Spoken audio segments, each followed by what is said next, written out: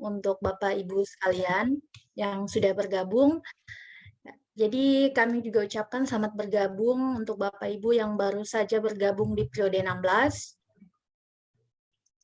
Untuk materi hari ini, mohon maaf Bapak Ibu, untuk materi hari ini yaitu pengadaan barang atau jasa dana desa yang akan dibawakan langsung oleh Bapak Sansan. Apa kabar Pak? Alhamdulillah, Bu. Oke, baik. Alhamdulillah Pak. Kami juga ucapkan selamat menunaikan ibadah puasa untuk Bapak dan Ibu yang menjalankan ibadah puasa. Semoga dengan kegiatan ini tidak menghalangi semangat Bapak Ibu untuk menjalankan ibadah puasa. Baik, langsung saja Pak untuk kami mulai kembali untuk hari ini, yaitu dengan materi pengadaan barang atau jasa atau PBJ dana desa yang dibawakan langsung oleh Bapak Sansan Arisandi selaku advisor LKPPRI. Baik Pak, mungkin untuk mengefisienkan waktu, langsung saja kami persilakan dengan hormat kepada Bapak untuk membawakan materi hari ini. Jadi sebelumnya setelah materi sebentar akan dilanjutkan sesi tanya jawab atau sesi diskusi. Ya, silakan Pak. Assalamualaikum warahmatullahi wabarakatuh. Terima kasih kepada semuanya yang hadir di sini. Kita di sini sesi sharing-sharing ya. Di sini saya akan membawakan materi tentang PBJ Desa. Saya langsung share ya Bu ya. Iya Pak, silakan Pak.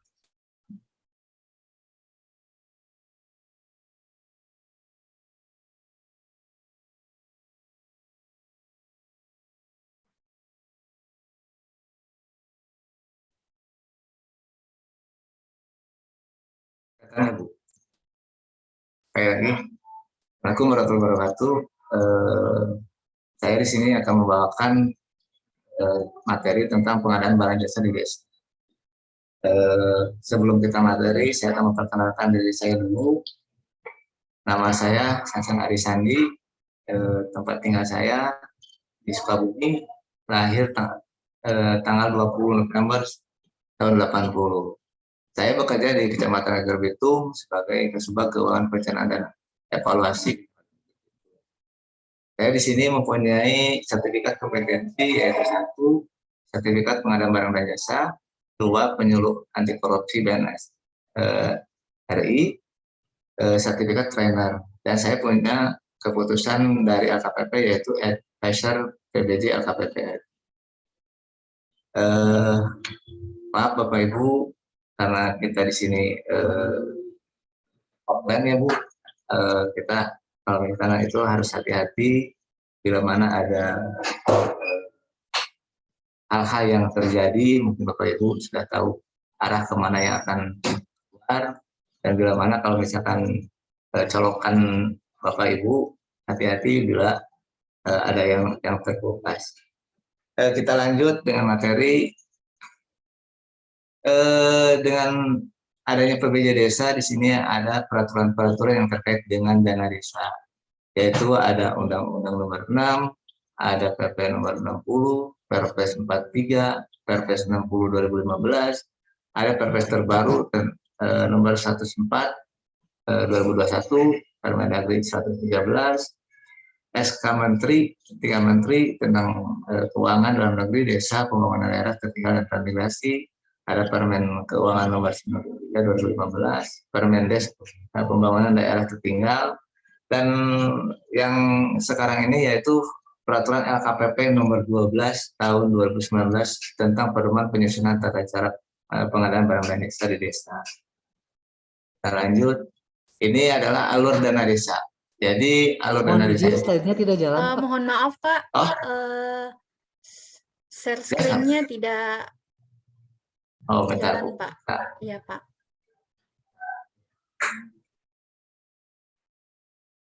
Mungkin Pak bisa di full screen Pak.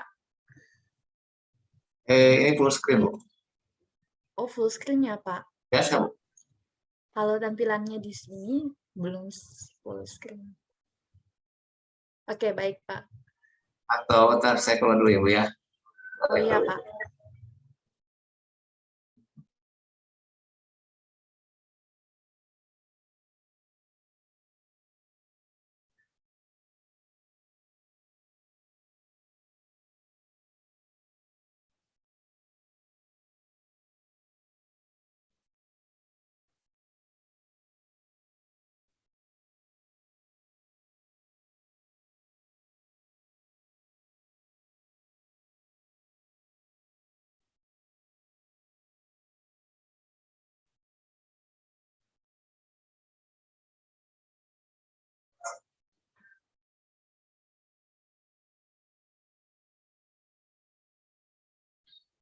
Panggilan nggak Bu? Iya, sudah kelihatan, Pak. Sudah di full screen-nya, Pak. Sudah. Oh, begitu ya, Pak. Kalau begitu silakan lanjut, Pak. Oh ya. Kalau di sini tampilannya sih belum, Pak, tapi mungkin sudah jelas. Atau gimana? Ini Tidak apa-apa, Pak. Lanjut saja, Pak. lihat aja Bu. Oh ya. Iya, Pak. Nggak terlihat gitu Bu.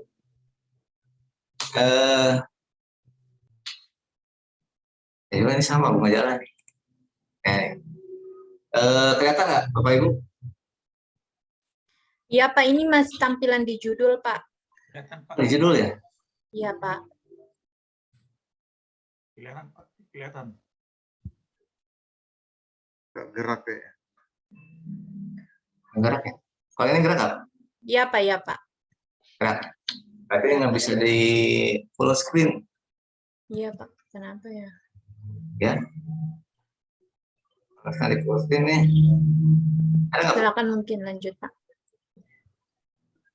Ini alur dana desa, yaitu ada rencana pembangunan jangka menengah desa, RKP desa, ditetapkan dengan peraturan desa, dokumen perencanaan desa, pedoman penyusunan anggaran pendapatan dan belanja desa. Nah di sini ini alur ini harus diterapkan di desa-desa ya.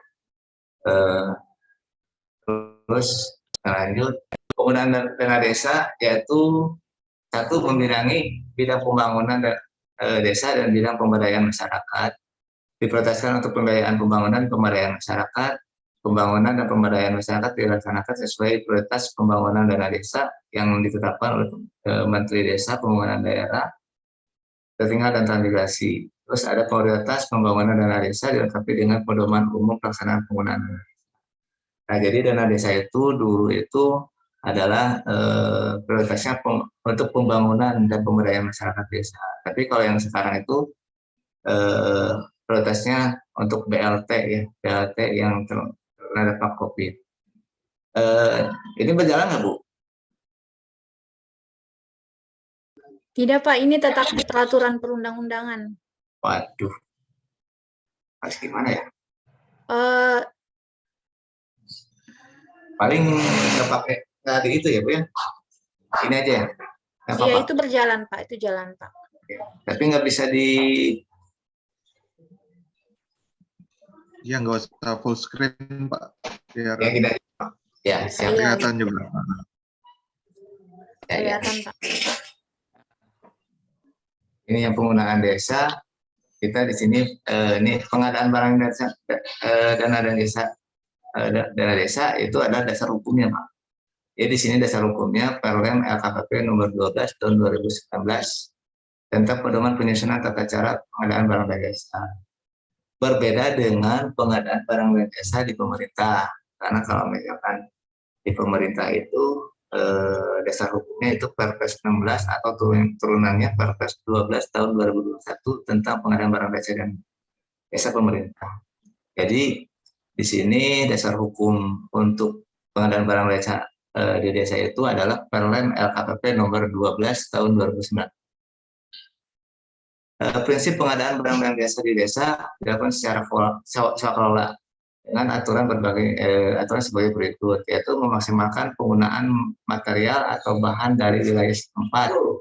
Jadi Bapak Ibu, untuk pengadaan barang jasa itu adalah dari bahan dari wilayah setempat.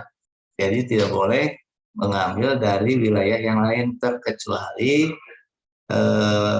bahan itu tidak ada di tempat tersebut. Terus kedua, melaksanakan secara gotong royong dengan melibatkan partisipasi masyarakat setempat. Nah, di sini jadi Sokola di sini adalah melibatkan masyarakat setempat bergotong royong, memperluas kesempatan kerja, yaitu untuk kesempatan kerja yaitu untuk masyarakat setempat dan pemberdayaan masyarakat setempat. Jadi sekolah di sini materialnya itu harus dari wilayah setempat, gotong royong untuk sama masyarakat setempat, dan kesempatan bekerja untuk masyarakat setempat.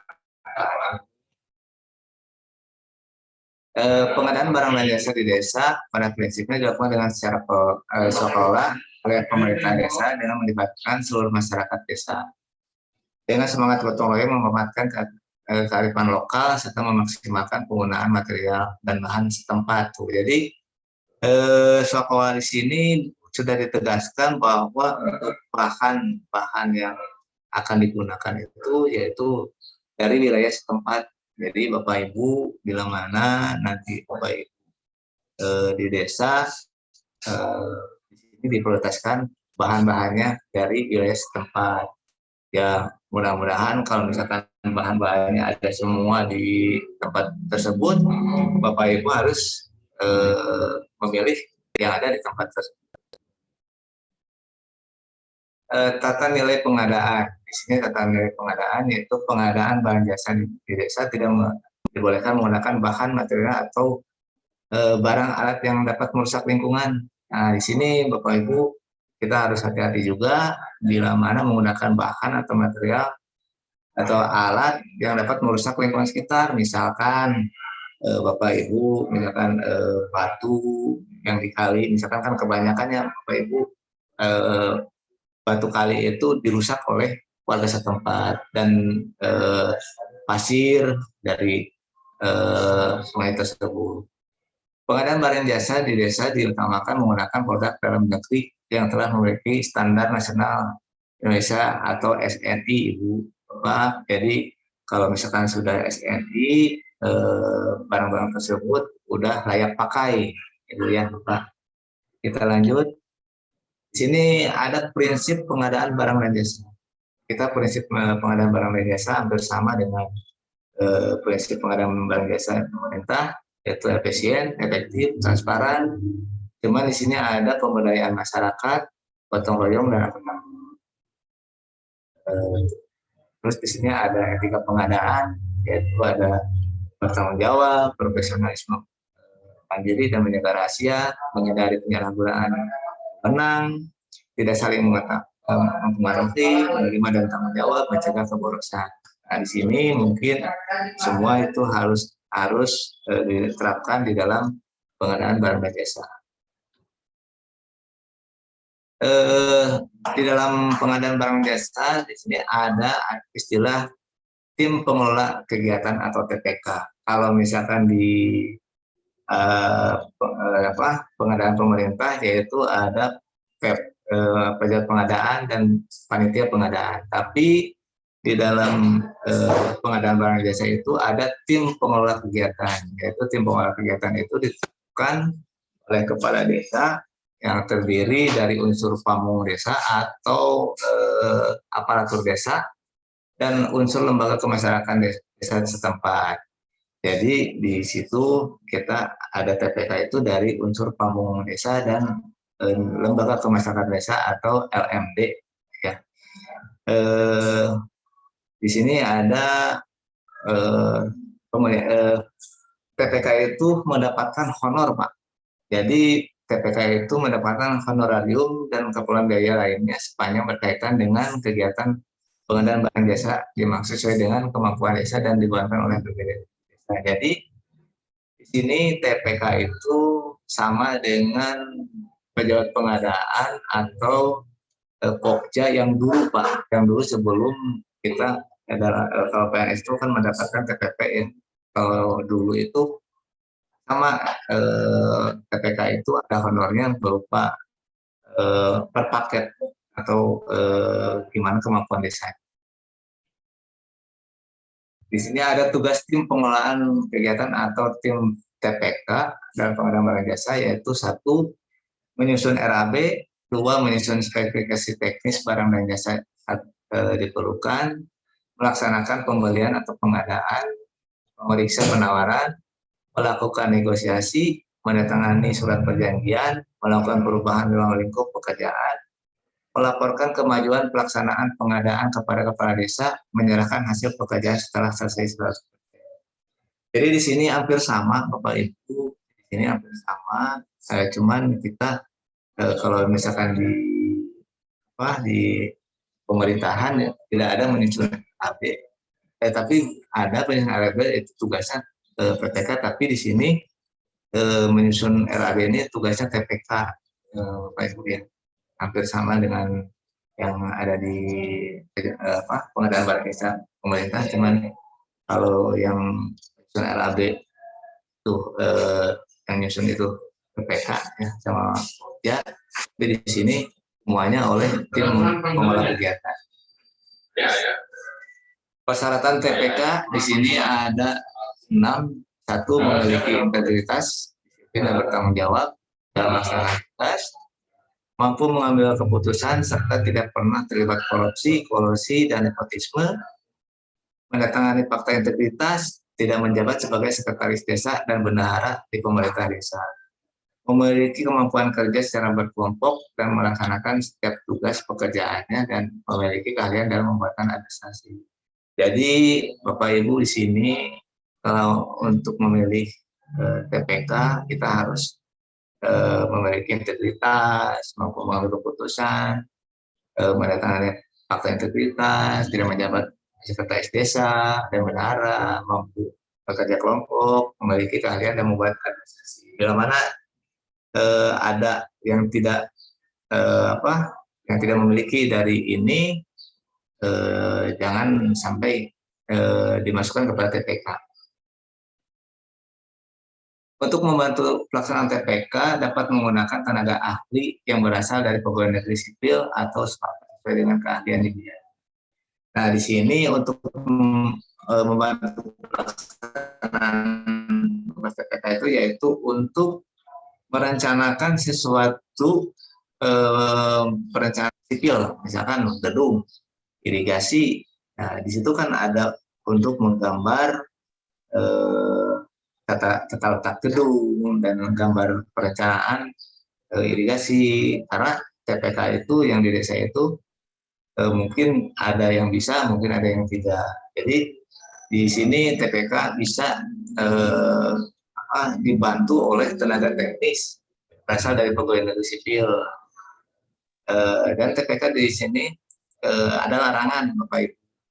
Larangannya itu mengadakan ikatan perjanjian atau menandatangani surat perjanjian dengan penyedia bila mana anggaran tersebut tidak tersedia. Jadi hampir sama dengan yang ada di pemerintahan. Misalkan DPA-nya belum tersedia, jangan sampai ada perikatan penandatanganan kontrak. Terus di sini ada tugas dan wewenang kepala desa. Nah, di sini mungkin Bapak Ibu ada hampir semua lah mengetahui di sini tugas wewenang kepala desa. Yaitu kepala desa memiliki tugas pokok dan wewenang menyusun perencanaan umum pengadaan. Jadi kalau di kita ini, kalau di desa ini yang menyusun perencanaan atau RUP itu yaitu kepala desa.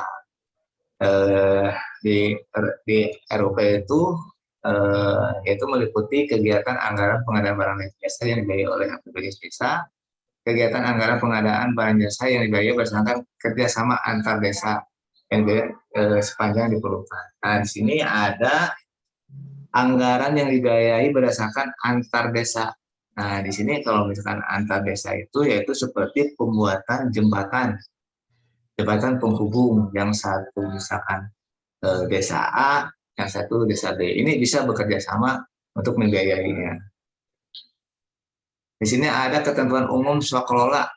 Nah, di sini ketentuan umum swakelola itu yaitu pelaksanaan swakelola oleh TPK meliputi kegiatan persiapan, pelaksanaan, pengawasan, penyerahan, pelaporan, dan pertanggungjawaban. Nah, di sini TPK itu meliputi keseluruhan untuk melaksanakan swakelola. Khusus untuk pekerjaan konstruksi yang tidak sederhana, yaitu perlu tidak dapat dilaksanakan dengan swakelola. Misalkan kita untuk pengadaan misalkan pembuatan jalan, misalkan di situ ada setunya atau belong lah kalau misalkan bahasa Sundanya lah gitu, setum atau mesin gilas, itu bisa kita kepada tenaga ahli. Terus tahapan pelaksanaan pengadaan barang jasa di desa. Persiapannya yaitu 1. Menyusun RAB, menyusun jadwal pelaksanaan pekerjaan, menetapkan spesifikasi teknis, gambar rencana, rancangan surat perjanjian. Nah, di sini untuk tahap pelaksanaan pengadaan barang jasa di sini ada persiapan yaitu penyusunan RAP, menyusun jadwal, menetapkan spesifikasi teknis, gambar rencana, dan rancangan surat perjanjian. Di sini ada pelaksanaan pekerjaan ada 2 metode, yang satu swakelola, yang satu melalui penyedia. Jadi di sini itu ada swakelola dan melalui penyedia. Dan hasil akhirnya akan diperiksa oleh PPHP, Bapak Ibu. Jadi di desa juga ada panitia pemeriksa hasil pekerjaan. Tapi kalau misalkan di pemerintahan sekarang sudah tidak ada, tapi di desa masih ada. Kita lanjut, Bapak Ibu. Tata cara pengadaan barang jasa melalui swakelola. Nah, mungkin Bapak Ibu ada yang dari desa mungkin sudah mengetahui tata cara pengadaan barang jasa melalui swakelola. Di sini swakelola merupakan kegiatan pengadaan barang jasa oleh pemerintah yang direncanakan atau dikerjakan dan diawasi sendiri oleh pelaksana swakelola. Jadi di desa itu swakelolanya itu yang merencanakannya oleh TPK, dikerjakannya oleh TPK, dan diawasi sendiri oleh TPK. Jadi TPK itu meliputi keseluruhan untuk yang merencanakan pekerjaan, diawasi. Pekerjaan yang tidak dapat dilakukan swakelola meliputi pekerjaan operasi, pemeliharaannya memerlukan partisipasi langsung masyarakat setempat. Nah, jadi di sini yang tidak dapat dilakukan swakelola yaitu pekerjaan yang operasi, misalkan pemeliharaan memerlukan partisipasi. Karena kenapa di sini pemeliharaannya tidak melibatkan swakelola, karena mungkin di sini kita bisa bergotong royong untuk memeliharanya. Terus seluruh PBJ pengadaan barang jasa di desa pekerjaan konstruksi tidak sederhana, yaitu pekerjaan konstruksi yang membutuhkan tenaga ahli atau peralatan berat, yaitu seperti tadi pembuatan jalan, itu harus harus ada peralatan beratnya seperti misalkan mesin gilas ya, kalau misalkan bahasa Sunda setum atau belong kalau bahasa Sundanya. Maaf ya Bapak Ibu, saya pakai bahasa Sunda sebagian. Khusus untuk pekerjaan konstruksi, TPK menunjuk 1 orang anggota sebagai pelaksana teknis atau pelaksana teknis yang mampu, dan di situ dapat dibantu oleh personil dari dinas teknis. Misalkan kalau kita mau melaksanakan pembuatan jalan, kita bisa mengajukan personal teknis kepada dinas yang bersangkutan. Misalkan kalau jalan ke PU, kalau irigasi bisa ke PU, kalau misalkan pembuatan gedung kantor bisa ke Perkim, misalkan seperti itu. Apalagi kalau misalkan ada dari masyarakat setempat yang misalkan dia konsultan, nah kita bisa saja misalkan dia untuk membantu TPK untuk merencanakannya. Terus TPK monitoring pekerjaan fisik, membuat laporan mingguan, membuat SPJ kepala desa. Nah, TPK juga di sini monitoring pekerjaan fisik, terus membuat laporan mingguan untuk dilaporkan kepada kepala desa. Pengadaan barang jasa melalui penyedia. Nah, di sini Bapak Ibu mungkin ada juga apa sih penyedia melalui penyedia? Penyedia di sini Bapak Ibu tadi yaitu kita bisa seperti misalkan material, toko-toko yang ada di wilayah setempat. Itu bisa saja disebut penyedia. Jadi di sini pengadaan barang jasa melalui penyedia dimaksud untuk memberikan barang jasa dalam rangka mendukung pelaksanaan maupun memenuhi kebutuhan barang jasa secara langsung di desa. Jadi di sini itu misalkan kita membutuhkan material-material, nah, Bapak Ibu bisa langsung ke penyedia atau ke toko tersebut, tetapi toko tersebut harus memiliki izin usaha yang masih aktif atau alamat tetap atau yang jelas serta dapat dijangkau dengan jasa pengiriman. Jangan sampai misalkan kita ke material tapi material itu tidak jelas alamatnya misalkan, terus tidak bisa terjangkau oleh mobil misalkan pakai motor saja, kita harus memperhatikan juga jangkauannya. Terus harus ada pernyataan kebenaran usaha.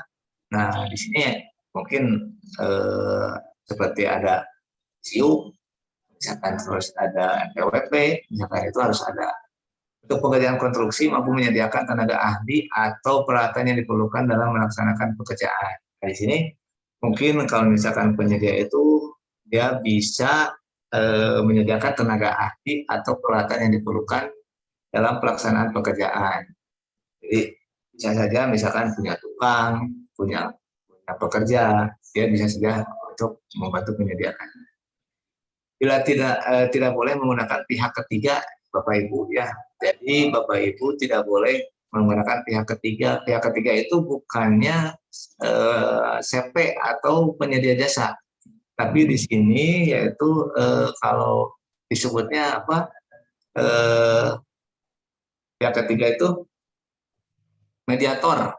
Nah, ini yang disebut dengan mediator, baik orang atau badan yang bukan toko penyedia individu sebagai perantara penyedia. Jadi Bapak Ibu tidak boleh menggunakan mediator.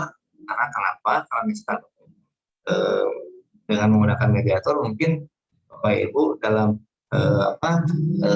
anggarannya akan membengkak gitu. Kita lanjut lagi. Terus di sini ada pengumuman.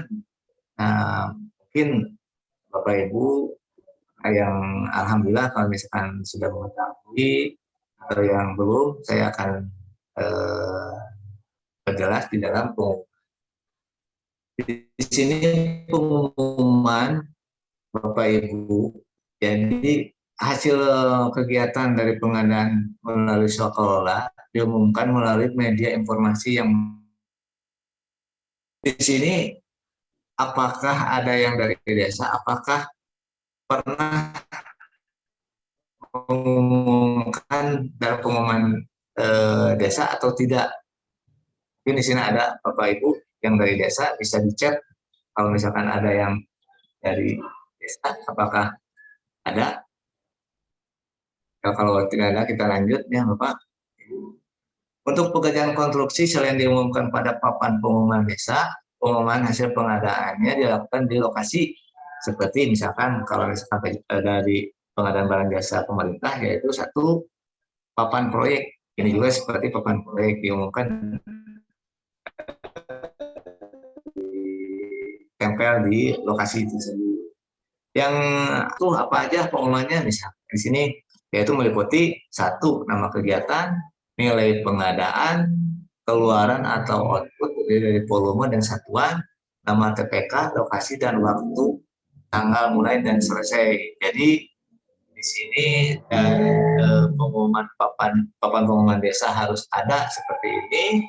Terus di lokasi pun harus sama ada seperti ini. Jadi masyarakat itu untuk mengetahui lokasi, nilai, nama kegiatannya, terus nama TPK-nya, lokasi, dan waktunya sampai kapan. Misalkan ada 3 bulan, mungkin masyarakat akan mengetahui, oh ini pekerjaannya 3 bulan. Kita lanjut.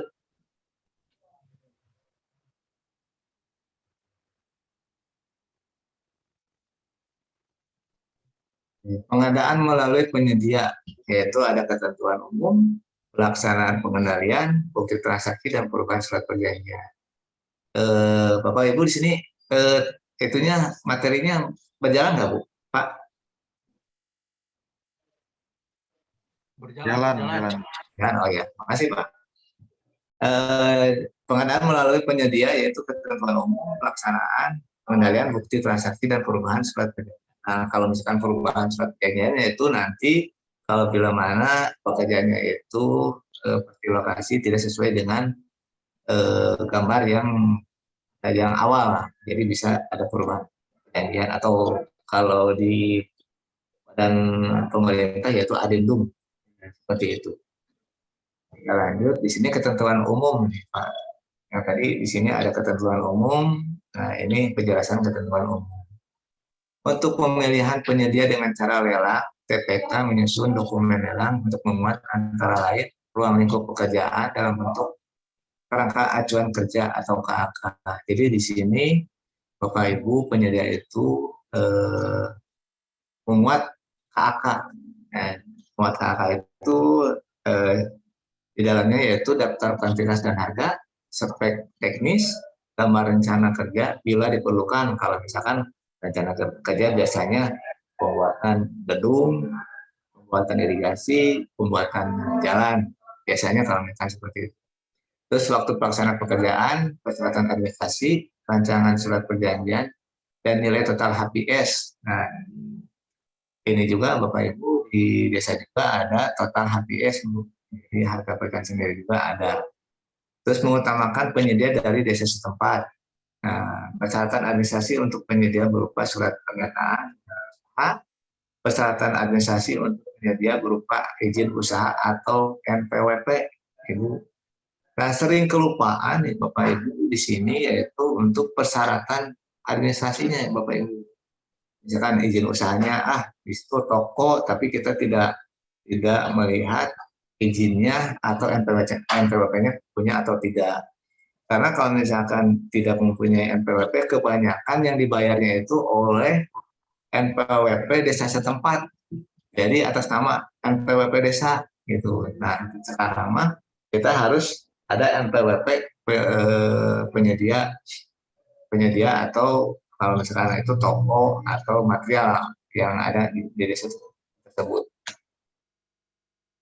Terus pelaksanaan. Nah, di sini pelaksanaan untuk di desa itu ada 3 pelaksanaannya. Pelaksanaan pengadaan melalui penyedia dilakukan dengan cara pembelian langsung, permintaan penawaran, atau lelang. Jadi di sini ada pembelian langsung, permintaan penawaran, dan lelang. Di sini ada 3 pelaksanaan. Nah, di sini pembelian langsung.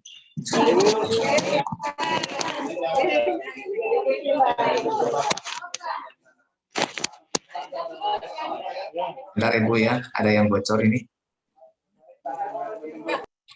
Oh iya Pak. Nah, kita lanjut ya Bapak Ibu. Maaf barusan ada yang bocor. Di sini ada pembelian langsung. Nah, di sini pembelian langsung yaitu pembelian langsung adalah metode pengadaan yang dilaksanakan dengan cara membeli atau membayar langsung kepada satu penyedia oleh KASI atau KAUR atau TPK. Jadi di sini pembelian langsung itu dibayarkan kepada satu penyedia. Tata cara pembelian langsung ada sebagai berikut. KASI KAUR memilih penyedia. Terus KASI KAUR melakukan negosiasi tawar-menawar dengan penyedia untuk memperoleh harga yang lebih murah. Ini hampir sama dengan pengadaan barang jasa pemerintah. Transaksi dituangkan dalam bentuk bukti pembelian atas nama atau diketahui oleh KASI KAUR serta pelaksanaan kegiatan anggaran. Jadi di sini di dalam kwitansi atau bukti pembeliannya itu harus diketahui oleh KASI dan KAUR. Misalkan seperti kita akan pengiriman barang, misalkan pengiriman semen, pasir, batu, itu kalau bukti pembeliannya harus diketahui oleh KASI dan KAUR. Pelaksanaan pengadaan dengan metode pembelian langsung dapat dilakukan kepada penyedia yang sama dalam waktu 2 tahun anggaran berturut-turut, Bapak Ibu. Kebanyakan desa-desa tersebut 2 tahun anggaran itu masih berlanjut, Bapak Ibu ya. Hampir semua pelaksanaan di desa 2 tahun itu pembelian langsung berturut-turut kepada penyedia tersebut. Nah, di dalam aturan ini 2 tahun itu tidak boleh ya, tetapi di sini bisa saja bila mana tidak terdapat penyedia lain yang mampu menyediakan barang jasa, maka TPK dapat melakukan pembelian langsung kepada penyedia yang sama. Jadi Bapak Ibu di sini bisa saja kalau misalkan 2 tahun berturut-turut dan tidak ada yang bisa atau yang mampu untuk menyediakannya, Bapak Ibu bisa berkontrak lagi dengan penyedia yang sama. Tetapi bila mana Bapak Ibu di daerah tersebut mempunyai penyedia lebih dari satu, mungkin 2 tahun anggaran berturut-turut, Bapak Ibu harus beralih kepada yang lain. Jadi jangan sampai 2 tahun itu berturut-turut aja itu. Kecuali kalau misalkan tidak ada. Kita lanjut.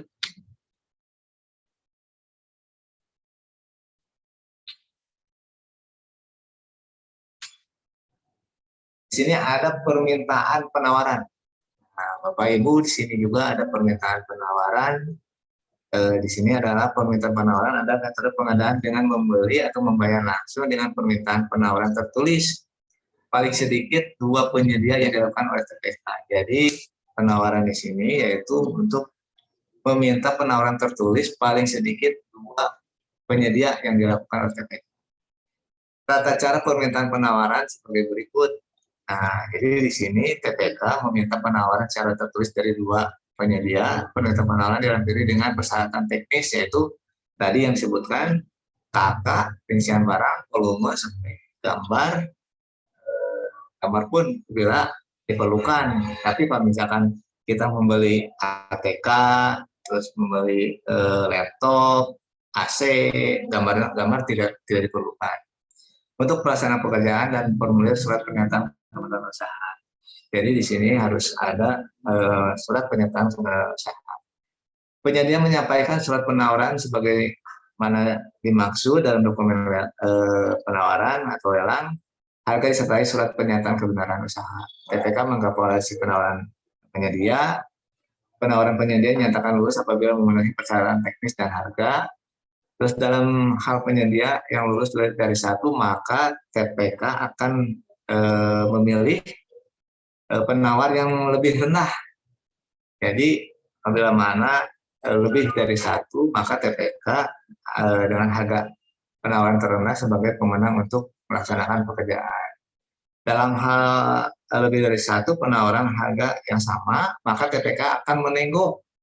Jadi sesudah ditawar dan akan dinego lagi tawar menawarannya pada setiap penyedia yang memperoleh harga yang lebih murah. Jadi di sini Bapak Ibu misalkan ada yang 2 penyedia, itu harus penawarannya lebih murah dan kalau bisa dinego lagi untuk harga yang lebih murah lagi. Kita lanjut. Yang sama,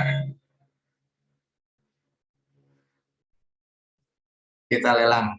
Nah, di sini ada tata cara lelang, yaitu pengumuman lelang, pendaftaran dan pengambilan dokumen lelang, pemasukan dokumen penawaran, evaluasi penawaran, dan negosiasi dan penetapan pemenang. Nah, di sini Bapak Ibu ada beberapa tahap untuk tata cara lelang di desa.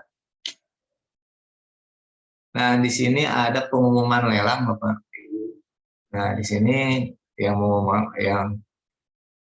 TPK mengumumkan pengadaan dengan meminta penyedia menyampaikan penawaran tertulis. Jadi kalau misalkan dilelang ya yaitu penawarannya tertulis, terus pengumuman dilakukan melalui penyedia informasi yang mudah diakses oleh masyarakat, sekurang-kurangnya papan pengumuman desa.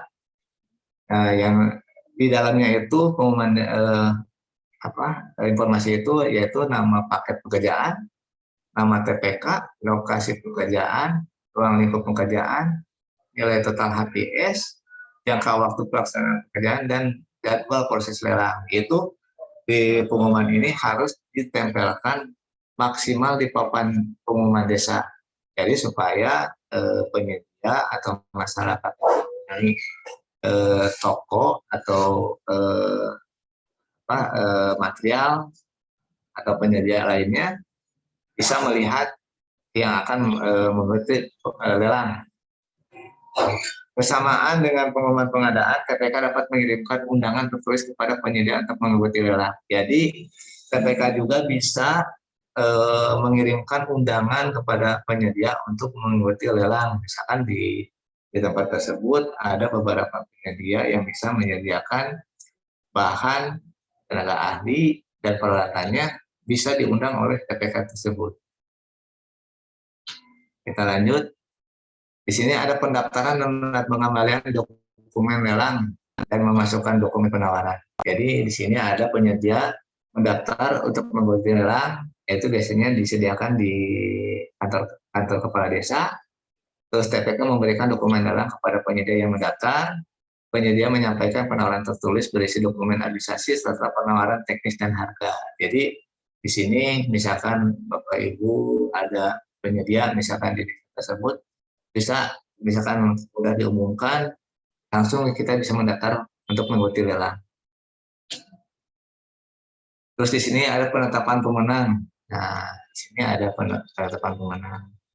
TPK menetapkan penyedia dengan harga penawaran terendah sebagai pemenang untuk melaksanakan pekerjaan. Jadi di sini menetapkan pemenang itu yaitu oleh TPK, Bapak Ibu, tim pelaksana kegiatan. Jadi di sini TPK itu menetapkan penyedia dengan harga penawaran terendah. Kan kalau misalkan di pengadaan barang jasa yaitu bisa pajak pengadaan, bisa Pokja, tapi di sini oleh TPK. Transaksi dituangkan dalam bentuk surat perjanjian antara kasih KAUR sebagai pelaksana kegiatan anggaran dengan penyedia. Jadi transaksi dalam bentuk surat perjanjian yaitu antara kasih dan KAUR. Jadi yang kasih dan KAUR yang ditetapkan oleh surat kepala desa untuk menandatangani surat perjanjian. Di sini ada evaluasi penawaran dan negosiasi. Di sini TPK mengevaluasi penawaran penyedia, menawar penyedia yang dinyatakan lulus apabila memenuhi persyaratan. Terus bila hal hanya satu penyedia, TPK melakukan negosiasi.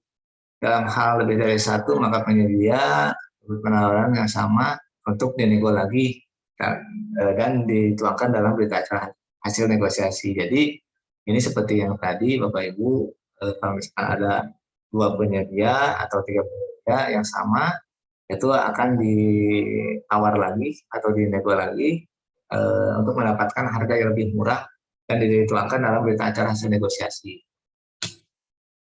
Terus di sini ada pengendalian dan bukti transaksi. Nah, di sini ada kasih KAUR melakukan pengendalian pelaksanaan yang tercantum dalam transaksi. Terus dalam hal terjadi perbedaan antara target pelaksanaan dan bukti transaksi, maka kasih KAUR memerintahkan penyedia untuk melaksanakan perbaikan target dan realisasi pelaksanaan pekerjaan. Nah, di sini Bapak Ibu, bila mana terjadi sesuatu hal yang tidak diinginkan oleh kita, misalkan oleh pemerintah desa, maka kasih dan atau KAUR yang diperintahkan kepala desa itu untuk memerintahkan penyedia untuk melaksanakan perbaikan, Bapak Ibu. Jadi jangan takut misalkan ada hal-hal yang tidak diinginkan oleh kita selaku kasih dan KAUR jangan takut untuk memerintahkan kepada penyedia untuk melaksanakan perbaikan realisasi pelaksanaan pekerjaan. Apabila penyedia tidak mampu mencapai target yang ditetapkan, maka kasih KAUR dapat memberikan sanksi kepada penyedia sebagai contoh dalam bukti transaksi. Misalkan Bapak Ibu, kita bisa saja memberikan sanksi kepada penyedia, yaitu berupa tidak dicairkannya anggaran tersebut kepada kepala desa, misalkan ditangguhkan, itu bisa saja. Misalkan kalau misalkan penyedia itu tidak mampu mencapai target yang telah ditetapkan. Terus di sini ada bukti transaksi pengadaan yaitu bukti pembelian itu ya seperti sertu, nota, kwitansi, dan ada surat perjanjian. Di sini ada misalkan untuk pembelian, misalkan yang di bawah Misalkan dari 5 juta itu bisa pakai struk, terus pakai nota, 10 juta pakai kwitansi, itu bisa. Tapi di sini kalau misalkan pekerjaannya yang kompleks seperti misalkan pembangunan irigasi, pembangunan jalan yang membutuhkan 5 juta pun itu harus ada surat perjanjian, karena di dalam suratnya itu ada RAB tersebut. Terus di sini ada perubahan surat perjanjian, yaitu seperti kita yang mana itu kalau di pengadaan barang jasa pemerintah yaitu seperti adendum. Nah, di sini juga ada Bapak Ibu, di desa juga di sini ada perubahan surat perjanjian. Nah, tapi dalam surat perjanjian ini perubahan ini adalah harus dilakukan yaitu adanya terjadi kahar. Jadi Bapak Ibu bila terjadi kahar, mungkin Bapak Ibu sudah mengetahui arti kahar ya Bapak Ibu ya. Nah, seperti banjir, bencana alam, terus ada huru hara misalkan seperti itu. Terus terdapat perbedaan antara kondisi lapangan pada saat pelaksanaan dengan gambar atau spek teknis. Misalkan di sini kondisi lapangannya pertama itu gambarnya misalkan panjangnya 100 meter, kedalamannya misalkan 20 cm atau 30 cm, pas ke lapangan kan misalkan irigasi tersebut kedalamannya menjadi 1 meter, berarti panjangnya akan mengurangi. Terus di sini dalam hal terjadi perbedaan antara kondisi lapangan pada saat pelaksanaan dengan gambar atau teknis atau KK, maka KUR bersama penyedia melakukan perubahan surat perjanjian yang meliputi perubahan misalkan spek dengan kondisi lapangan, volume atau jadwal. Kan kalau misalkan kita bisa saja jadwal tadinya misalkan sebulan karena terjadi kahar atau misalkan terjadi sesuatu hal yang disebut dengan keadaan kahar, itu bisa diperpanjang untuk pelaksanaannya. Misalkan itu nanti antara KASI dan KAUR akan ada berapa yang akan diberikan kalau misalkan di pengadaan barang jasa pemerintah ada kompensasi, mungkin ini juga seperti itu. Dalam hal perubahan surat perjanjian memerlukan perubahan anggaran, KASI KAUR dapat melakukan perubahan surat perjanjian setelah dilakukan penyelesaian dokumen anggaran. Nah, di sini Bapak Ibu bisa saja kita mengikuti dengan peraturan yang pengadaan barang jasa pemerintah seperti adendum itu 10%.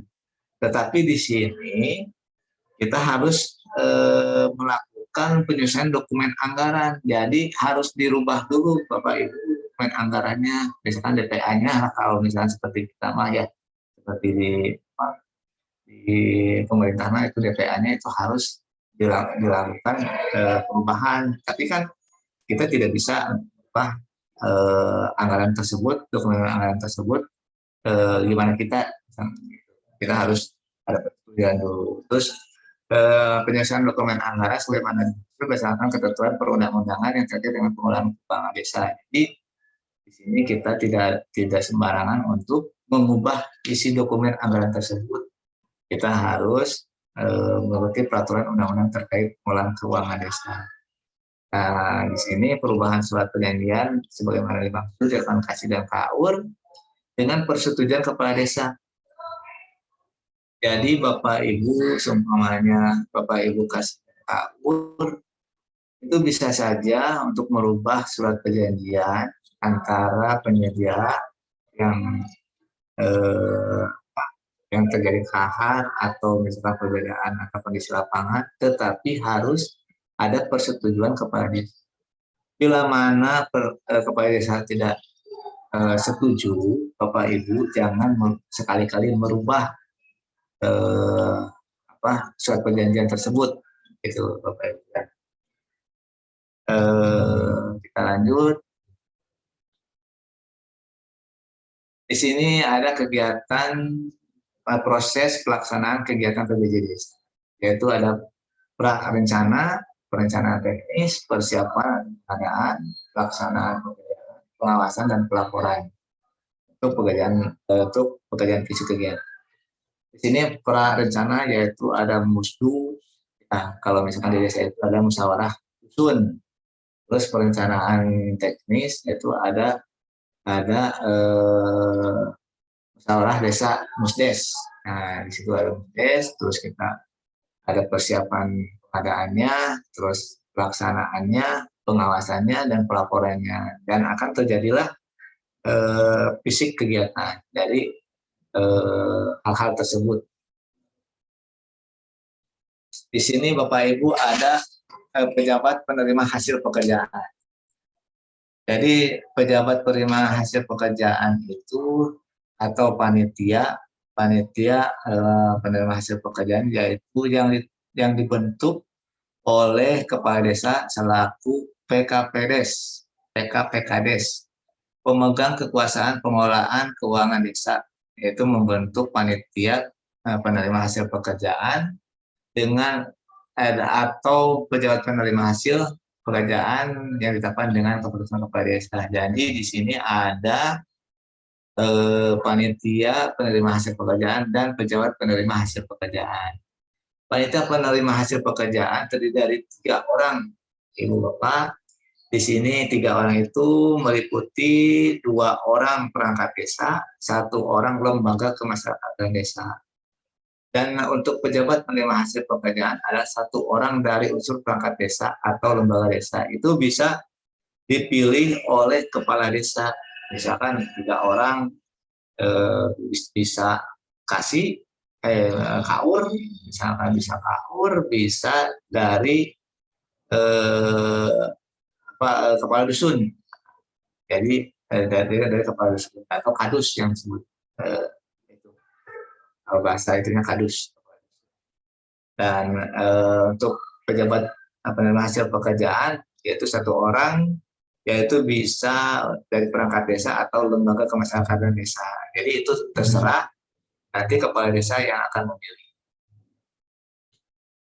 Syarat pejabat penerima hasil pekerjaan atau panitia penerima hasil pekerjaan yaitu memiliki integritas, disiplin, dan tanggung jawab dalam melaksanakan tugas. Tidak menjabat sebagai sekretaris desa dan bendahara desa. Nah, Bapak Ibu, bila mana misalkan nanti ada yang menjabat kepala sekretaris desa dan bendahara desa, jangan sampai dimasukkan kepada panitia penerima hasil atau pejabat penerima hasil pekerjaan. Ya, karena di dalam aturannya sudah tidak boleh. Di sini ada pelaporan dan serah terima. Di sini yaitu pelaporan itu PPK, yaitu melaporkan kepada KASI atau KAUR untuk kemajuan pelaksanaan pengadaan, terus pelaksanaan pengadaan yang telah selesai 100%. Jadi TPK itu melaporkan kepada KASI dan KAUR untuk dilaporkan lagi kepada kepala desa. Nah, di sini ada laporannya sebagai pendukung yang disertai pendukung-pendukungnya, yaitu berdasarkan laporan dimaksud yaitu ada melalui sekolah dari TPK yang menandatangani berita acara serah terima atau BAST. Nah, di sini juga ada Bapak Ibu, juga ada BAST. Jadi kita di pemerintah juga ada BAST, di sini pun ada BAST. Tapi BAST ini ditandatangani oleh TPK dan dilaporkan kepada KASI dan KAUR.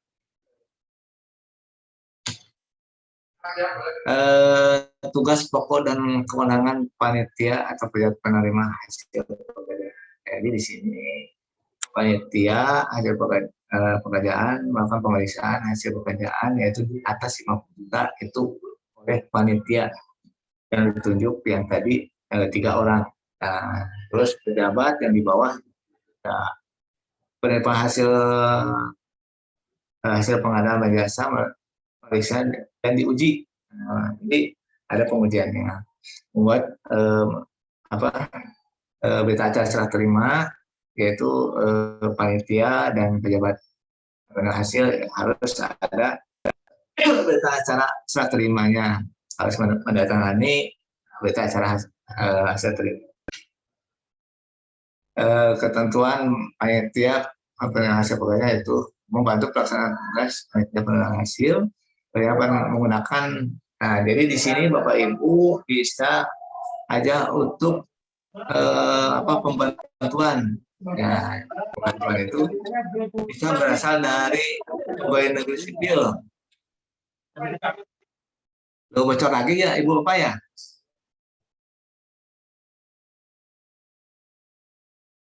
Jelas nggak Ibu Bapak suara saya? Jelas Pak, jelas. Iya Pak, jelas Pak. Wajibnya jelas nggak? Jelas Oh, Pak, iya. silakan Kasih. dilanjutkan Pak. Sepertinya 10 menit lagi untuk materi ya Pak, karena kita lanjut Siap. sesi tanya Nah, jawab. ini udah bentar lagi beres Bu. Nah, kita lanjut. Fungsi panitia nih. Panitia penerimaan hasil pekerjaan yaitu menerima penyerahan pekerjaan setelah seluruh hasil pekerjaan dilaksanakan sesuai dengan ketentuan surat perjanjian. Terus apabila kekurangan, yaitu panitia penerima hasil pekerjaan melaporkan secara tertulis kepada kepala desa. Nah, jadi bila mana ada kekurangan pekerjaan, maka panitia harus melaporkan secara tertulis kepada kepala desa. Nah, untuk melakukan, kalau misalkan bila mana penyedia itu tidak melaksanakan atau kekurangannya dari pekerjaannya, maka kepala desa bisa memperbaiki, dan bila mana sudah memperbaiki itu bisa diselesaikan, bisa dicairkan lagi. Nah, di sini Bapak Ibu potensi penyelewengan dana desa. Di sini mungkin hampir semua Bapak Ibu ya, hampir semua. Kita di sini ada misalkan markup, pembangunan pengadaan organisasi tidak sering penggelapan honor aparat desa, penggunaan dana desa untuk penyetoran dana desa kepada pejabat di kecamatan atau kabupaten, pengadaan fiktif, kongkalingkong pembelian material bahan bangunan, pembangunan dana desa yang tidak sesuai peruntukannya, kerjasama dengan pekerja untuk mengurangi volume pekerjaan. Nah, di sini Bapak Ibu harus hati-hati dengan potensi-potensi penyelewengan dana desa. Kita harus teliti dengan adanya markup, penggelapan, penyetoran kepada pejabat, pembangunan yang fiktif, pembelian bahan, pembangunan dana desa tidak sesuai, terus ada kontrak kerjasama dengan pekerja untuk mengurangi volume pekerjaan. Nah, Bapak Ibu, mungkin di sini kita harus mindset pengolahan dana desa. Yang kesatu, kita harus sesuai dengan ketentuan dan peraturan perundangan yang berlaku. Kita akan selamat, Bapak Ibu. Kita akan selamat, kita akan tidur nyenyak kalau misalkan kita menuruti peraturan undang-undangan. Terus bila tidak sesuai dengan ketentuan perundang-undangan, maka Bapak Ibu akan disebut dengan adanya korupsi, Ibu. Korupsi, Bapak tidak akan tenang, akan seperti dikejar-kejar oleh setan atau apa. Terus dengan ada niat jahat untuk tidak mematuhi ketentuan perundang-undangan, Bapak akan disebut dengan korupsi. Mungkin di terakhir, Bapak Ibu, di sini ada dari Ibu Menteri Keuangan, anggaran 100 juta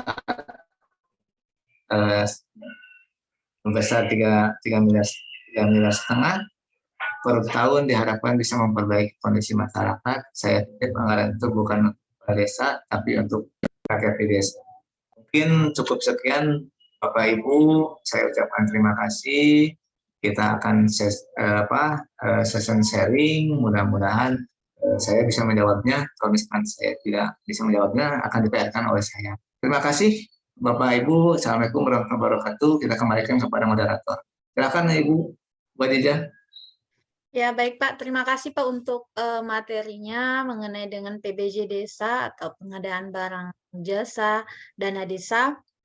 Langsung saja kita akan melanjutkan dengan sesi diskusi atau sharing session, tanya jawab. Bisa melalui Bapak Ibu yang ingin bertanya, bisa melalui kolom chat, menuliskan pertanyaannya di kolom chat, dan bisa juga untuk raise hand. Namun sebelumnya Pak, di sini di kolom chat sudah ada beberapa pertanyaan. Langsung saja mungkin saya sampaikan ya Pak. Pertanyaan pertama ada dari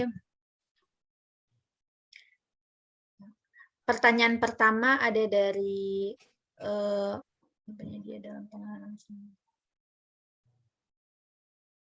Sepertinya ini untuk memastikan dari Ibu Ina Purmini, Inspektorat Kabupaten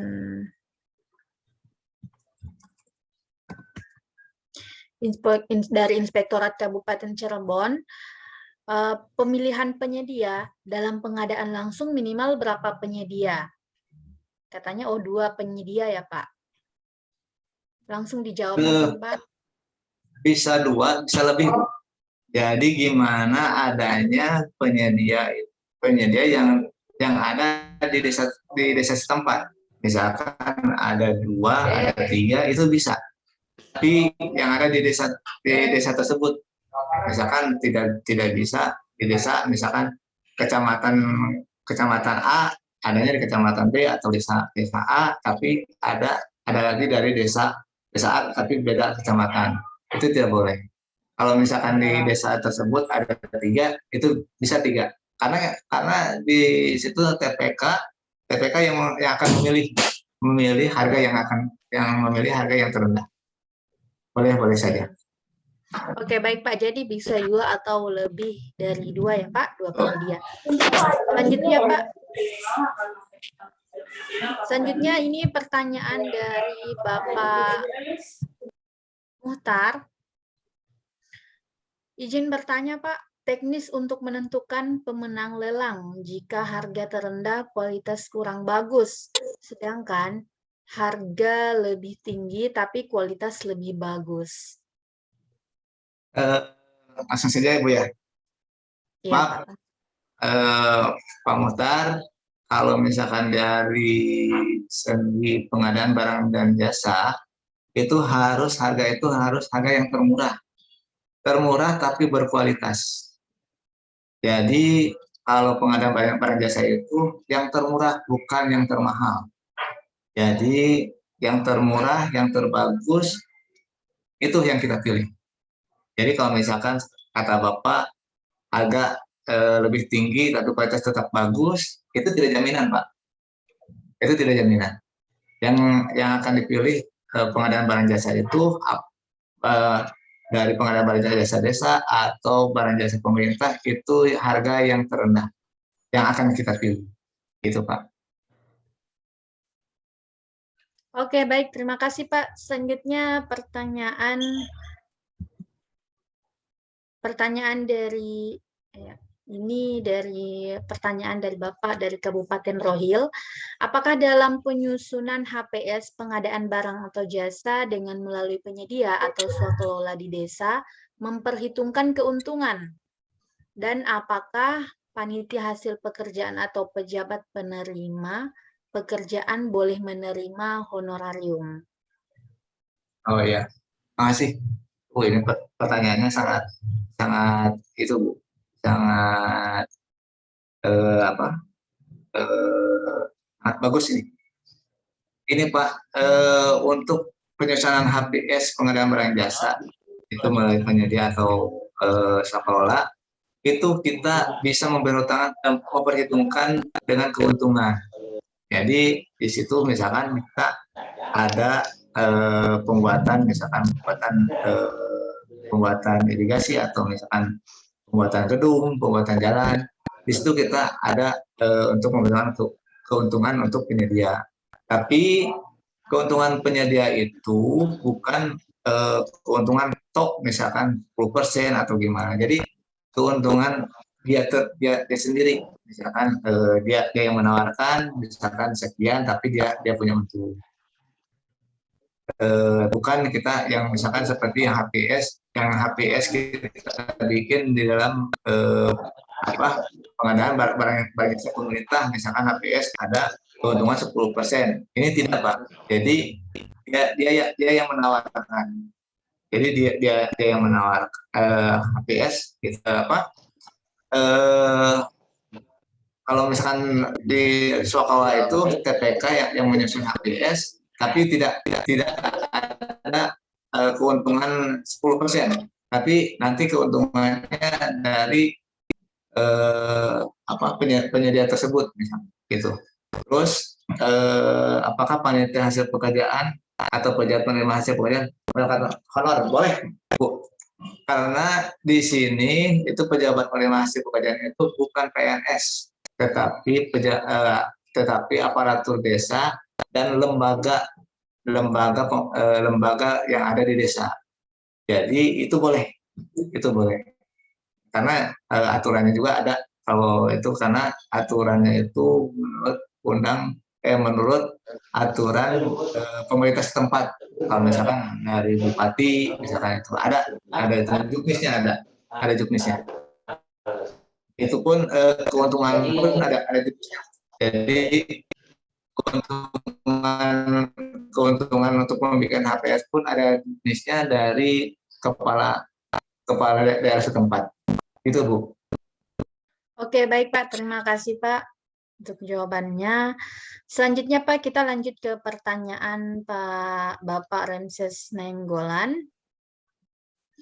Izin bertanya, siapakah pejabat pembuat komitmen atau penandatanganan kontrak dalam pelelangan PBJ dana desa, Pak? Oh ya, kalau di pengadaan barang jasa desa itu tidak ada istilah pejabat pembuat komitmen, Pak.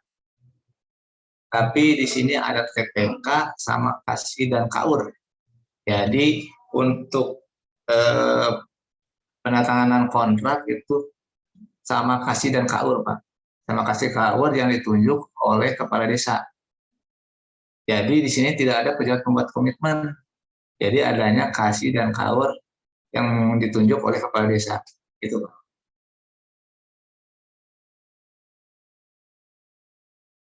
Oke, baik, Pak. Kita lanjut ya, Pak, ke pertanyaan Bapak Harmailis.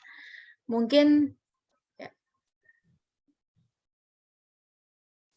ya katanya tadi mungkin tadi sudah disampaikan, tapi maaf saya kelewat. Mohon dijelaskan Pak, siapa saja yang boleh menjadi TPK dan TPTK serta apa syaratnya Pak?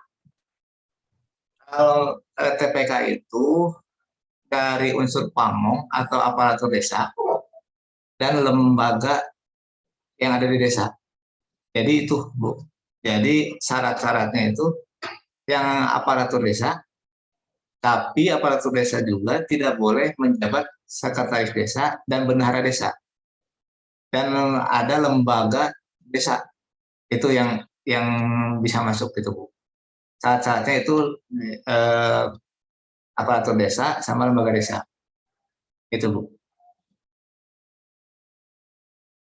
Oke, baik Pak. Terima kasih. Semoga terjawab ya Bapak Harmailis.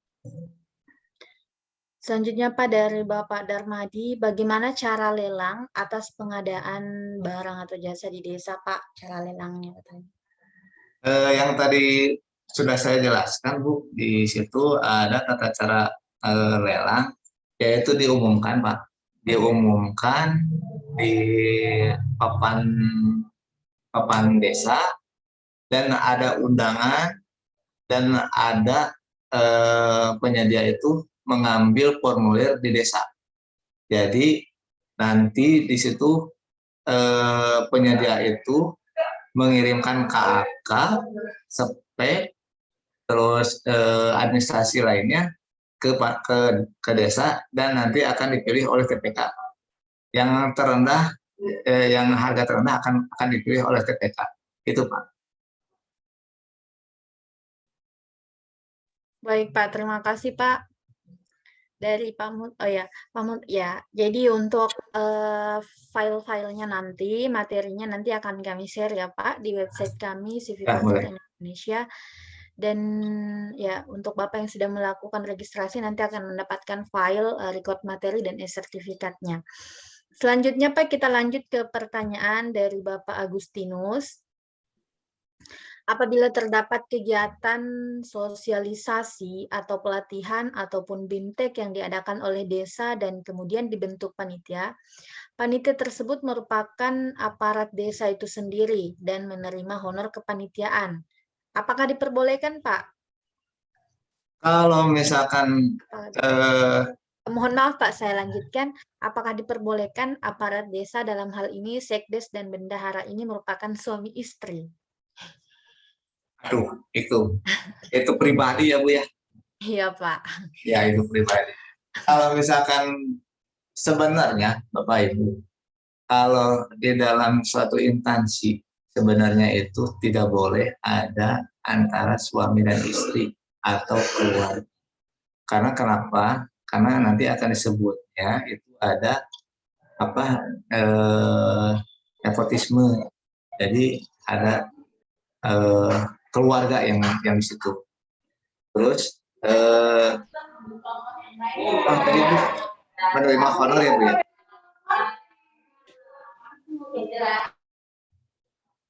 Halo Bu. Iya Pak, untuk menerima honor. Kalau di situ nanti kalau penerimaan honor itu ada juknisnya.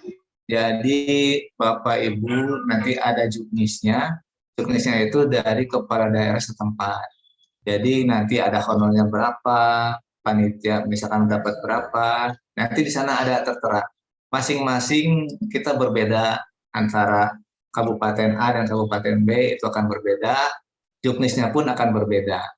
Nah, mungkin Bapak Ibu nanti bisa dilihat dari juknisnya seperti apa di situ akan ada. Jadi kalau misalkan Bapak Ibu dapat honor nggak? Kalau misalkan saya di sini kita dapat tapi di kabupaten yang lain tidak dapat, itu gimana juknisnya Bu? Juknis dari kepala daerah tersebut. Silakan Bu, lanjut Bu.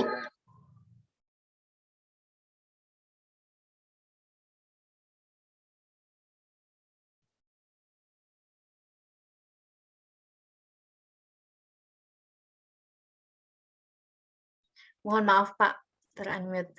Kita lanjut Pak ke pertanyaan Bapak Rio Emsli Agustino. Apakah TPK membuat harga standar barang di desa dan dalam penyusunan perkalian harga menambah keuntungan? Betul Pak, TPK itu membuat harga standar barang di desa. Dan itu pun untuk menambah keuntungan kita di desa itu ada yang tadi saya omongkan barusan, yaitu ada juknisnya. Juknis untuk keuntungan. Nanti di situ ada juknis dari kepala daerah tersebut juga, di situ tertera keuntungannya berapa, misalkan perkalian harga penambahannya berapa, nanti ada di sana.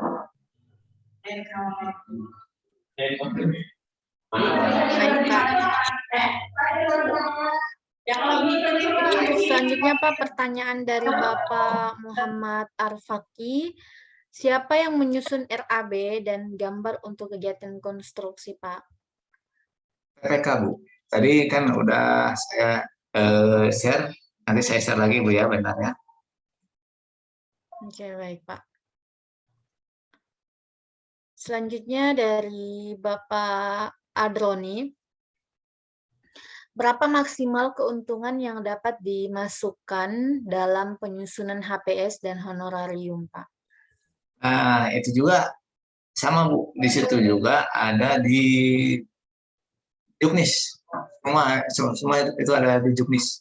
Oke, Jadi baik. honorarium dan sebagainya itu ada di juknis. Oke Pak, ada di juknis ya, nanti akan di-share. Selanjutnya Pak, dari Bapak Ramses Nenggolan.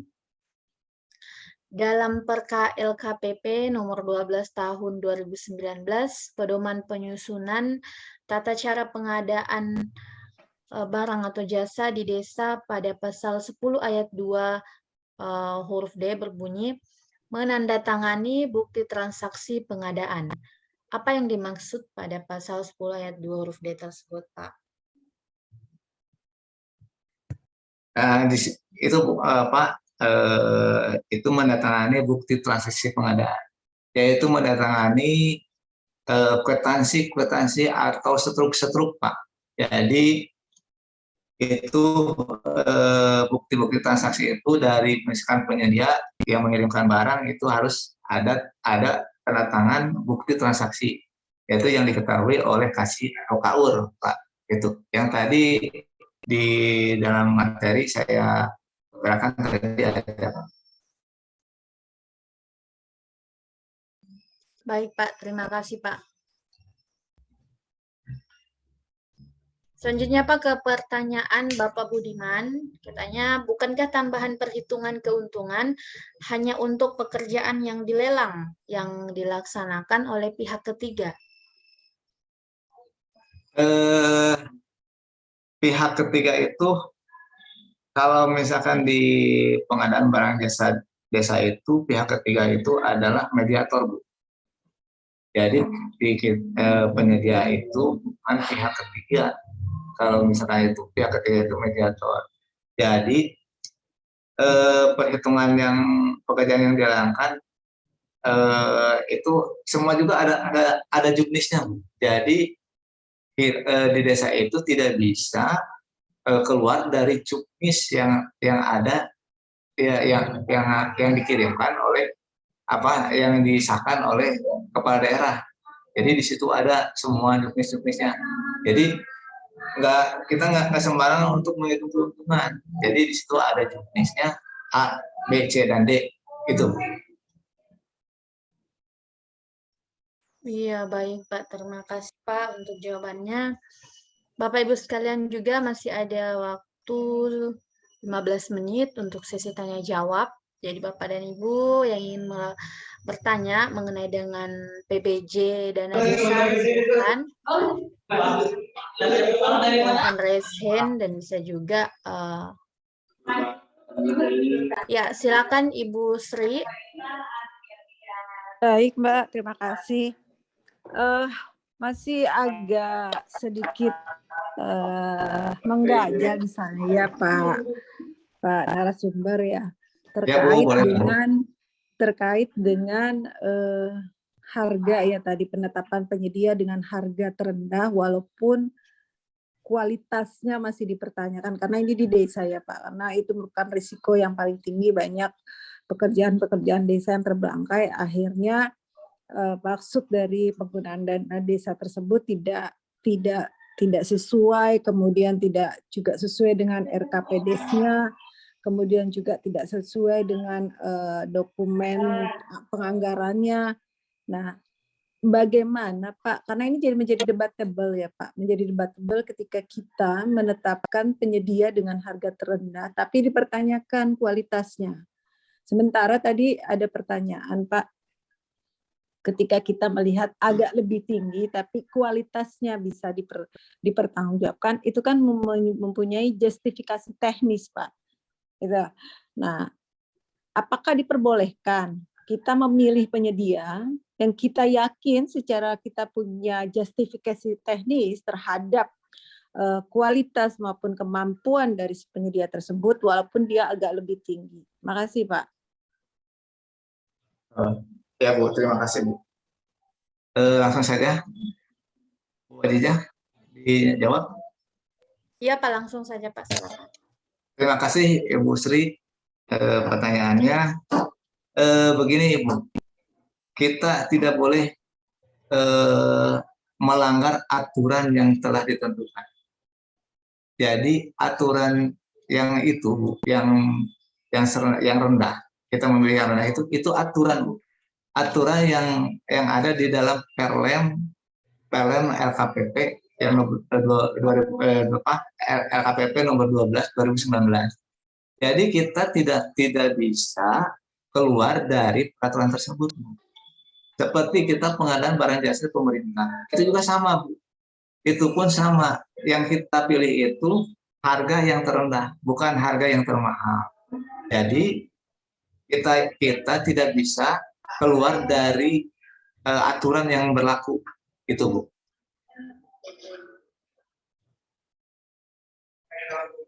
Gimana Bu Sri?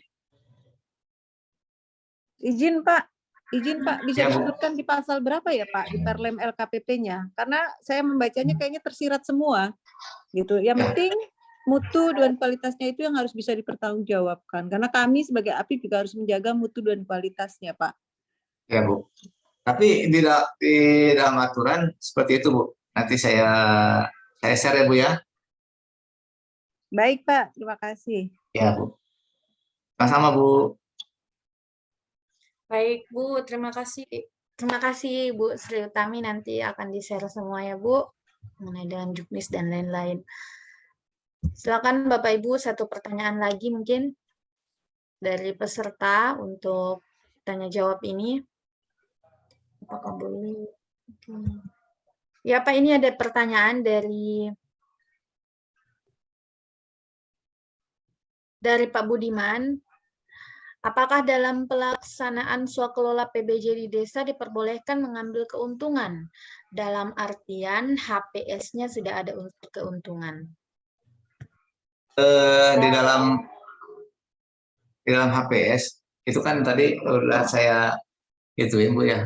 Karena kita itu ada juknisnya untuk pengaturan HPS dan keuntungan itu ada di dalam juknis. Juknisnya yaitu juknis yang dikeluarkan oleh kepala daerah. Jadi kita tidak bisa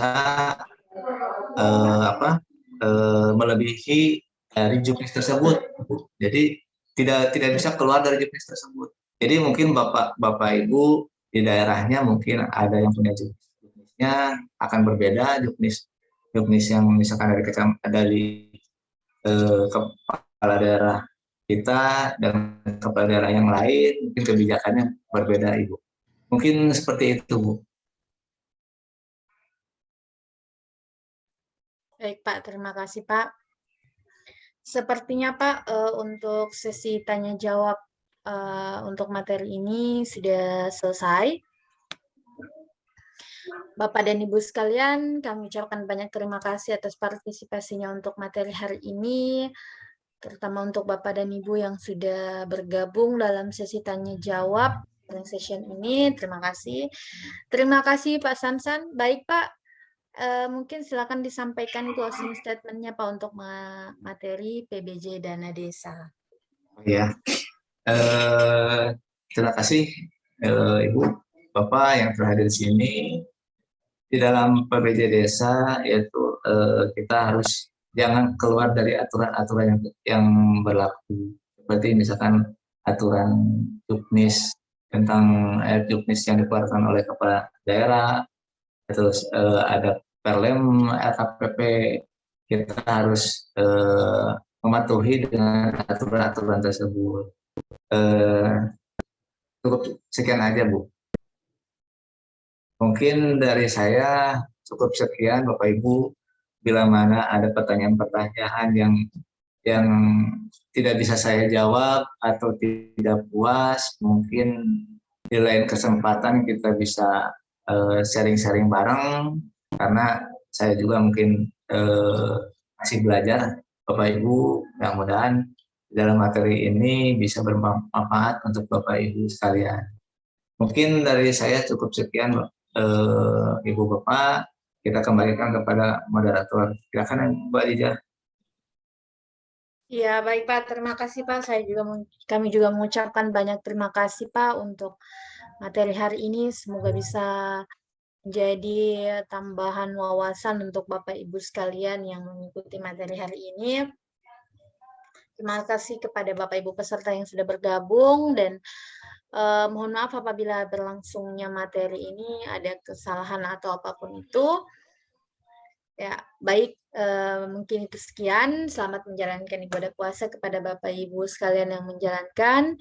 Akhir kata, wassalamualaikum warahmatullahi wabarakatuh. Waalaikumsalam warahmatullahi wabarakatuh. Terima kasih Bu Nur Aziza. Pak Jaja